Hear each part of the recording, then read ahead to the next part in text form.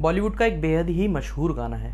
ये गाना आपने भी कहीं ना कहीं सुना होगा, लेकिन फिर भी आपको याद दिला देते हैं। इसकी लाइनें कुछ ऐसे हैं कि क्या करें क्या ना करें, ये कैसी मुश्किल है, कोई तो बताए इसका हल हो मेरे भाई। इन दिनों ट्विटर के दफ्तर का भी हाल कुछ ऐसा ही है।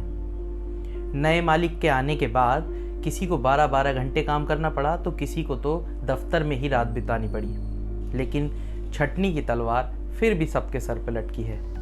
नमस्कार, मनी कंट्रोल हिंदी देख रहे हैं आप और मैं शुभम। दुनिया के सबसे अरबपति शख्स एलोन मस्क ने ट्विटर की कमान अपने हाथ में लेते ही कंपनी में ताबड़तोड़ बदलाव करने शुरू कर दिए। फिर चाहे वह भारतीय मूल के पराग अग्रवाल को सीईओ के पद से हटाना हो या फिर ब्लू टिक के लिए पैसे वसूलने का फैसला हो। अब हुआ ये कि कंपनी ने गुरुवार को अपने कर्मचारियों को एक इंटरनल ईमेल भेजा और उसमें बताया गया कि एलोन मस्क शुक्रवार से कंपनी में बड़े स्तर पर छटनी करने जा रहे हैं। इस फैसले से सोशल मीडिया प्लेटफॉर्म के कर्मचारियों की संख्या में तेजी से कमी आएगी। इस ईमेल में ये भी कहा गया कि ट्विटर को तरक्की के रास्ते पर लाने के लिए हमें अपनी ग्लोबल वर्कफोर्स को कम करने के इस मुश्किल फैसले से गुजरना ही होगा। अच्छा, यहाँ कंपनी ने किस कर्मचारी को निकाला है और किसकी नौकरी बची है, ये पता लगाने का भी एक अलग ही तरीका निकाला है। नोटिस में कहा गया कि सभी कर्मचारियों को शुक्रवार को एक ईमेल मिलेगा और अगर ये मेल आपके ऑफिशियल मेल आईडी पर आता है तो आपकी नौकरी बची है, और अगर ये मेल आपकी पर्सनल आईडी पर आता है तो समझिए आपकी नौकरी गई। इतना ही नहीं, ईमेल में ये भी कहा गया है कि ट्विटर के सभी दफ्तरों को अस्थायी तौर पर टेम्परेरी बंद कर दिया है।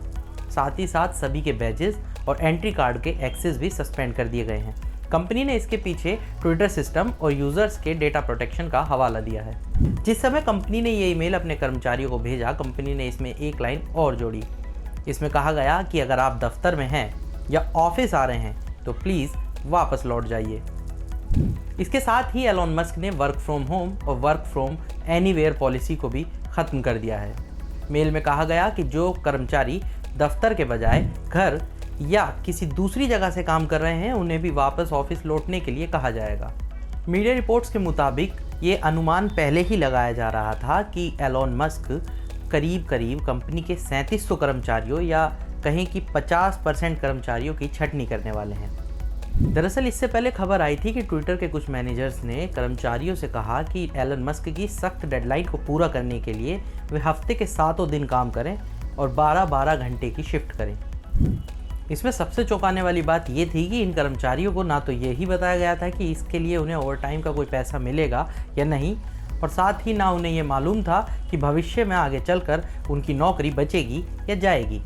कई रिपोर्ट्स में तो ये भी बताया गया कि नवंबर से पहले इस टारगेट को पूरा करने के लिए ट्विटर के दफ्तर के भीतर करो या मरो जैसी स्थिति पैदा हो गई थी। इसी कड़ी में कथित तौर पर कई कर्मचारियों को तो रात में ऑफिस में ही सोने के लिए मजबूर होना पड़ा।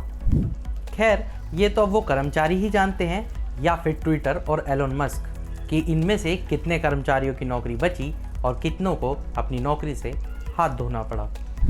अब कुछ कर्मचारियों ने तो जैसे तैसे कंपनी और एलोन मस्क के इस फैसले को मान लिया है, लेकिन कई कर्मचारियों ने ट्विटर के खिलाफ मुकदमा भी दायर कर दिया है।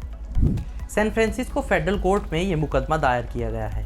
कर्मचारियों ने कहा है कि कंपनी हमें बिना किसी नोटिस के निकाल कर फेडरल और कैलिफोर्निया के नियमों का सीधा उल्लंघन कर रही है। इस याचिका में federal worker adjustment and retraining notification का हवाला दिया गया है। इसके तहत कोई भी बड़ी कंपनी 60 दिनों के एडवांस नोटिस के बिना बड़े स्तर पर छटनी नहीं कर सकती। अब आगे ये देखना होगा कि ट्विटर को लेकर एलोन मस्क के और कितने बड़े और चौंकाने वाले फैसले आने वाले हैं। तब तक के लिए तमाम बड़ी खबरों के लिए जुड़े रहिए मनी कंट्रोल हिंदी के साथ। धन्यवाद।